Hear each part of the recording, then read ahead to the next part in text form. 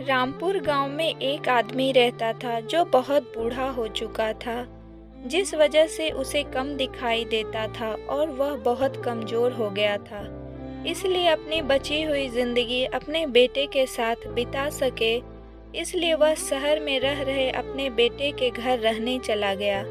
बेटा एक शहर के छोटे मकान में रहता था। मकान तो उसका छोटा था, लेकिन उसके अंदर जो चीज़ें थी वह महंगी थी। उस मकान में बेटा, अपनी पत्नी और उनका एक 5 साल का बच्चा, यह छोटा सा परिवार साथ मिलकर रहता था। बूढ़े पिता के आने से उनके परिवार का एक सदस्य और बढ़ गया था। यह पूरा परिवार रोज सुबह शाम डाइनिंग टेबल पर साथ में खाना खाया करता था। बूढ़ा पिता अपनी कमजोरी के चलते हमेशा खाने की चीज़ें गिरा दिया करता था और कई बार कांच के बर्तन भी टूट जाया करते थे। कुछ दिनों तक तो बहू और बेटे ने यह सब सहन किया, लेकिन बाद में वे दोनों बूढ़े की ऐसी हरकतों से चिढ़ने लगे। एक दिन बेटे ने कहा कि ऐसा कब तक चलेगा, हमें कुछ करना पड़ेगा। उसकी पत्नी भी इस बात में अपनी सहमति जताई।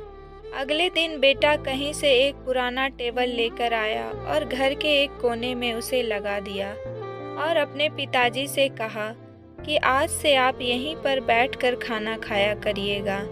उन्होंने एक लकड़ी का बर्तन भी बनवाया, जिसमें वे अपने बूढ़े बाप को खाना देने लगे। अपने कांच के कीमती बर्तन बचाने के लिए अपने बूढ़े बाप को लकड़ी का बर्तन देने में उन्हें जरा भी शर्म नहीं आई।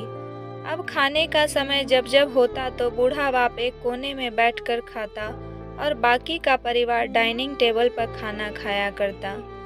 डाइनिंग टेबल पर बैठे बैठे दोनों पति पत्नी कभी कभी अपने बूढ़े बाप की तरफ देख लिया करते। बूढ़े बाप की आंखों में उन्हें आंसू भी नजर आते, मगर उन पर कोई असर ही नहीं होता। बूढ़े का पोता भी यह नज़ारा हमेशा देखता और वह अपने में ही खोया रहता। एक दिन जब पति पत्नी डाइनिंग टेबल पर बैठकर खाना खा रहे थे, तब उनका बच्चा जमीन पर बैठकर कुछ कर रहा था।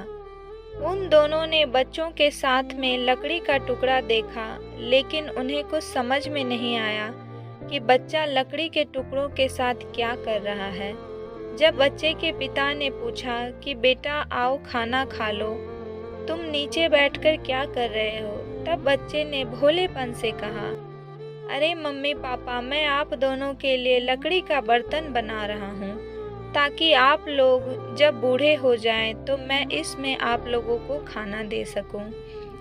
अपने नादान बेटे के मुंह से यह बात सुनकर उन दोनों के दिल में बातें तीर की तरह उतर गई।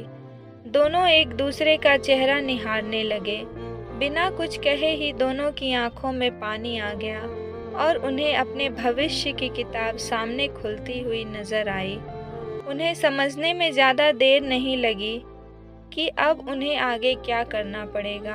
अगले दिन कमरे के कोने से वह पुराना टेबल हट गया और अब बूढ़ा पिता और बाकी का परिवार साथ में मिलकर फिर से खाना खाने लगे।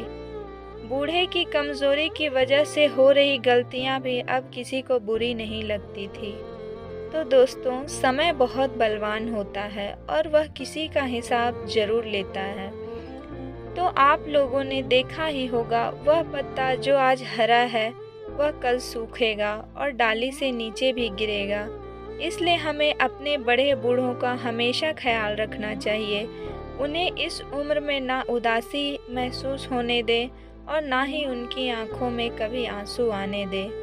उन्होंने जो हमें दिया है हम उन्हें कभी नहीं दे सकते, पर जितना दे सकते हैं उसमें कमी भी नहीं करनी चाहिए।